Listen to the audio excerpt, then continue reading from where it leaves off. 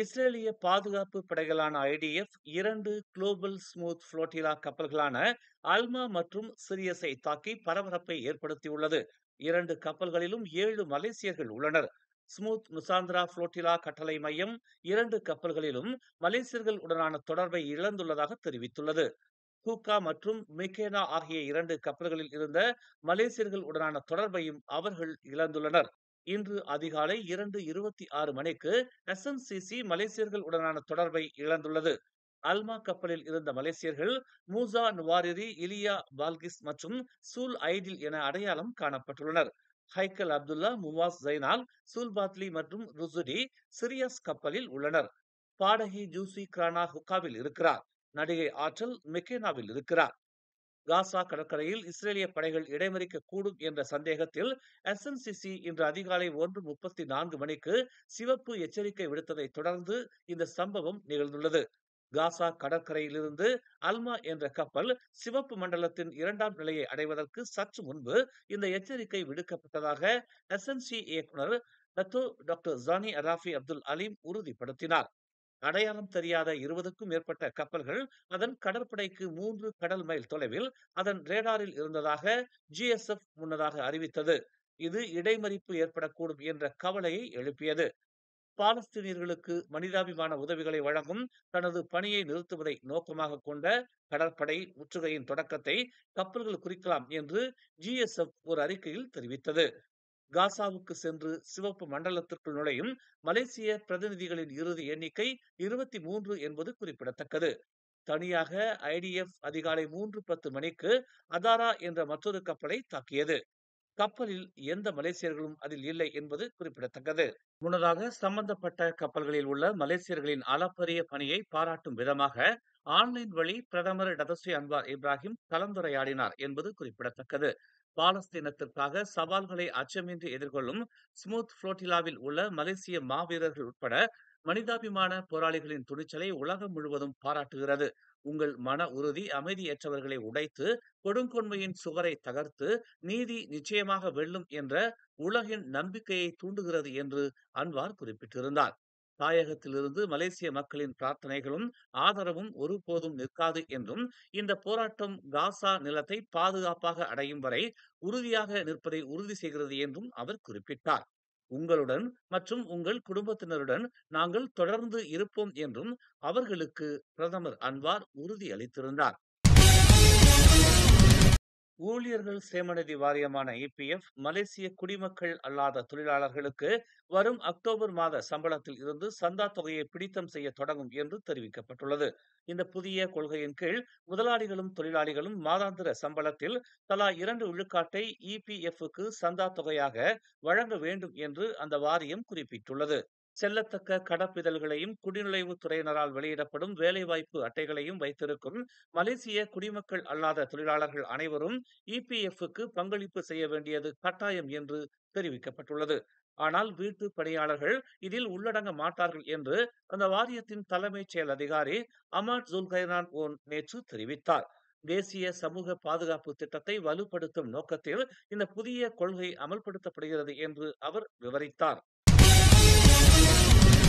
இம்மாத பிற்பகுதியில் மலேசியாவுக்கு வருகை தரும் அமெரிக்க அதிபர் டொனால்டு டிரம்பிடம் பாலஸ்தீன மோதல் பற்றிய தங்களின் கவலையை தெரிவிக்க பாஸ் கட்சி விரும்புவதாக அக்கட்சியின் தலைமைச் செயலாளர் தக்கீடின் ஹசான் தெரிவித்துள்ளார். ஆனாலும் ஆசியான் உச்சநிலை மாநாட்டில் கலந்து கொள்வதற்காக கோலாலம்பூருக்கு வருகை தரும் டிரம்புக்கு எதிராக தமது கட்சி ஆர்ப்பாட்டம் நடத்தும் என்றும் அவர் அறிவித்தார்.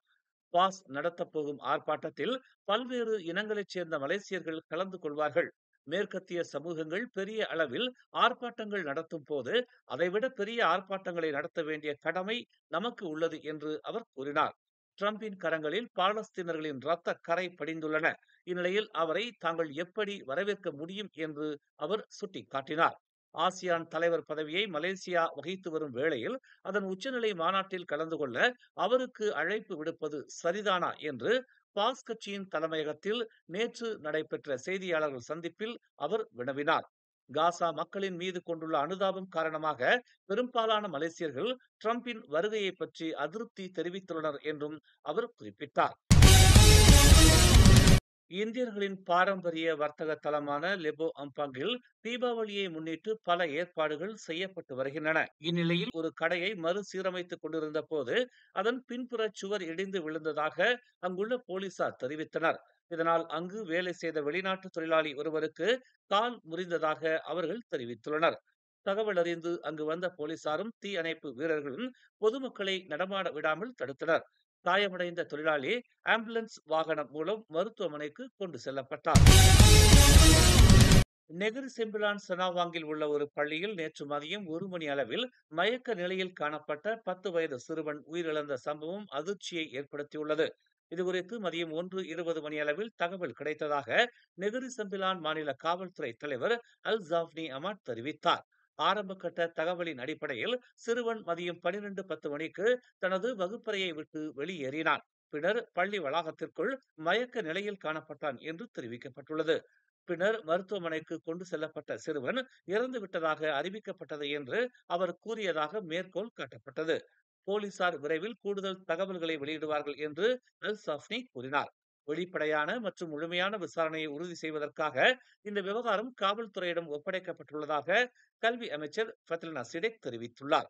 சம்பவம் குறித்து ஊகிக்க வேண்டாம் என்றும் சிறுவனின் குடும்பத்திற்கு இடம் மற்றும் தனி உரிமையை வழங்குமாறும் அவர் பொதுமக்களை வலியுறுத்தினார். நெகிரி செம்பிலான் லெங்கெங்கில் உள்ள ஒரு பள்ளியில் 9 வயது மாணவன் ஒருவன் மூடப்படாத சாக்கடை குழியில் விழுந்து இறந்த சில நாட்களுக்கு பிறகு இந்த சம்பவம் நிகழ்ந்துள்ளது. பினாங்கில் உள்ள சுல்தான் அப்துல் ஹலீம் மூவாட் ஷா பாலத்தில் மோட்டார் சைக்கிளில் செல்லும் போது ஆபத்தான சாகசத்தை நிகழ்த்தும் வீடியோ சமூக ஊடகங்களில் வைரலானதை அடுத்து 11 வயது சிறுவன் ஒருவனை போலீசார் கைது செய்தனர். பத்து மாவிங்கிலிருந்து பத்துகாவா நோக்கி மோட்டார் சைக்கிள் ஓட்டிச் செல்லும் வீடியோ முகநூலில் வெளியிடப்பட்டதை அடுத்து புகார் அளிக்கப்பட்டுள்ளதாக சப்ராங் பிராய் சலாத்தான் மாவட்ட காவல்துறை தலைவர் ஜய் ஜன்வரே சியாவோ தெரிவித்தார். சந்தேக நபர் மேல் விசாரணைக்காக பயன்படுத்தப்பட்ட மோட்டார் சைக்கிளுடன் கைது செய்யப்பட்டுள்ளார். சிறுநீர் பரிசோதனையில் போதைப்பொருள் பயன்பாடு எதுவும் இல்லை என்று வந்ததாக ஜய் ஒரு அறிக்கையில் தெரிவித்தார். 20 வினாடிகள் கொண்ட வீடியோவில் 14 வயது சிறுவன் கால்களை உயர்த்தி மோட்டார் சைக்கிளில் படுத்து தலையை குனிந்து சூப்பர்மேன் ஸ்டண்ட் போல தோற்றமளிக்கும் வகையில் வாகனம் ஓட்டுவது வைரலானது.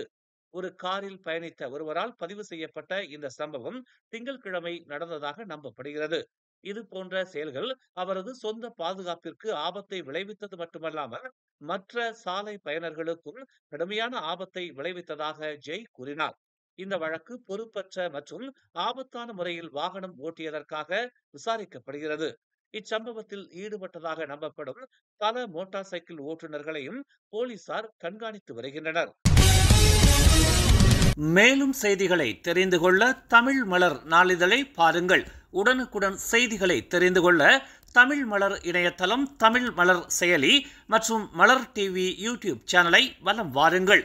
எங்களோடு இணைந்திருக்க மலர் டிவியை பதிவு செய்து கொள்ளுங்கள். உறவுகள் மகிழ்ந்திட விருப்பம் மற்றும் பகிர்வு சேவையை சொடுக்கிடுங்கள்.